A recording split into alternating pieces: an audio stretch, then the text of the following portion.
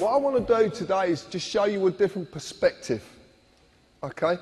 We've been doing a lot of research for the last 2 years. We've been looking at something that's called the free man a position, if you like. And we've been looking at a number of different ways, and a lot of people have brought a lot of information over the last 2 years to this. It's basically a website, would you believe? That's what it is. Well, they brought me basically information that I've deciphered and decided to not accept the normal view of things. I've decided to question, and question in depth. And this is what you're about to see. As you see this at the moment, this is probably how you would see our country. Actually, I'm going to walk around here because it's easier. So as you would see our country, you would see there's a parliament, and then people in that parliament are meant to represent you because you elect them to do that. That's what you believe. You believe in politics. A lot of people believe in politics. You believe that the political parties are elected in power to serve you, to make sure that everything in your country runs right, to make sure you're looked after.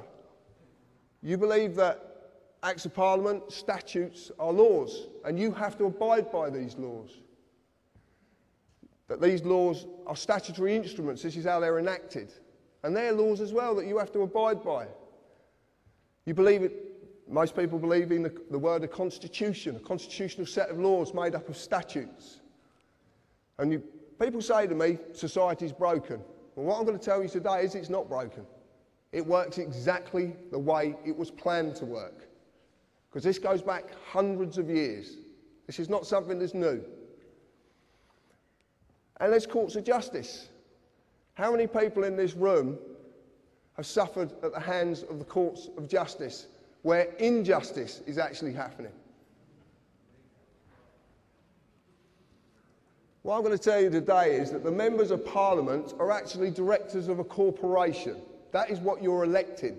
And because you're only electing directors of a corporation, nothing will ever change. It will go in the same direction forever. Because politics is not what you think it is. The members of Parliament. Anybody seen this before? This is Dun & Bradstreet. Do you know what Dun & Bradstreet is? Right. If you were going to do business with a corporation or a company in the world, then you can use Dun & Bradstreet, which at the moment is about 160 million corporations worldwide. You can use these to find out if that corporation does good business. Does it have any debts? Has it got any county court judgments against it? So what this is a register of corporations, of companies. And the members of Parliament are a company. Gordon Brown is a company. David Cameron is a company. And this one I like. The Labour Party trade as Alistair Darling MP. It's their trading name. It's just there. The reason they trade with Alistair Darling MP is because Alistair Darling is a diplomat. There's about 3 of them. If they trade in his name, that trading name has diplomatic status. That means they can bend things and do things that you don't know about. It's a whole different way of doing things. This is what politics is about. This is what you believe to be the people representing you are doing, but they're not. This is what they do. So we look at politics as pertaining policy, an administration of a government, a plan or a course of action. Also defined as a political party, corporation, written contract or a certificate of insurance. Acts of Parliament become statutes, primary legislation. You know what legislation is? You've heard this word, yeah? No? In turn are enacted, enforced by statutory instruments which are secondary legislation. Council tax is a statutory instrument enacted on the 1st of April 1993 under the primary legislation, the Local Government Finance Act of 1992. But when we look at a statutory instrument, we find it's a created, written, legal contract. It's not law. Where does it say it's law? Can you see it? Society. So I'm going to look at society and the contracts. Society, the socially dominant members of a community. Does this country have a socially dominant element who want to stay socially dominant? Right. It is a number of persons united by mutual consent in order to deliberate, determine and jointly act for a common purpose. Does that ring any bells? Contract is an agreement between two or more persons that creates or modifies an existing relationship. Offer, consideration and acceptance must be there or exist for a contract to be made.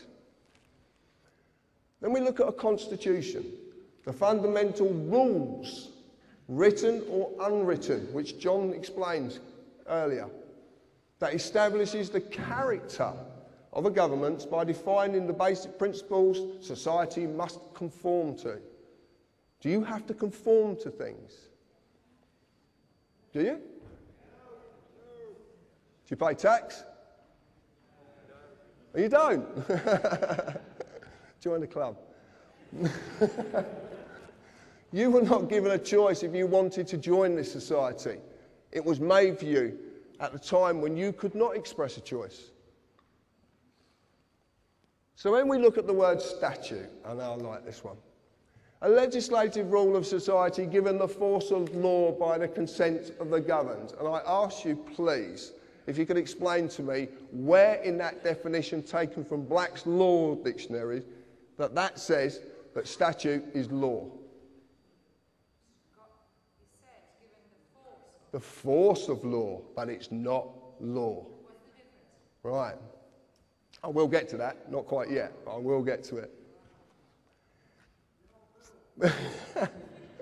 From the neuter, everybody must know this word status. Is what our society, what does it rely on? Status. Yeah? That's what we want to do, don't we? We want to be better in status. More money, bigger car, bigger this, bigger that, better than next door neighbour. That's the word, status. And it all comes from this. Status is the legal character of a condition or condition of a person or a thing. It's not real. It's imaginary. Okay? Completely imaginary. In the definition, it actually shows that it's not law. It's given the force of law, which means it will apply to you if you consent. What does the word consent mean? Exactly. So what happens when you don't agree? It isn't law. Can't be given the force of law. By its own definition, it only applies to a person and not a man or a woman. How many people in the audience today think they're a person? Oh, come on. Yeah, right. The United Kingdom is a corporation. Now, up till February of last year, it was United Kingdom PLC. In February, and it's dissolved, and they've never, ever published their accounts. If you want to check that out, go on Companies House, because it's there. But on Dun & Bradstreet, they're now registered as United Kingdom Corporation Limited. Any corporation has employees. The employees are not just civil servants, they're all of you. Every one of you. If you have a national insurance number, that means you too are an employee. Company policy of this corporation requires you as an employee to pay tax, follow all the legislative rules of that corporation, in this case, statutes. As in any company, if you break the rules, you will be disciplined under that company's legislation.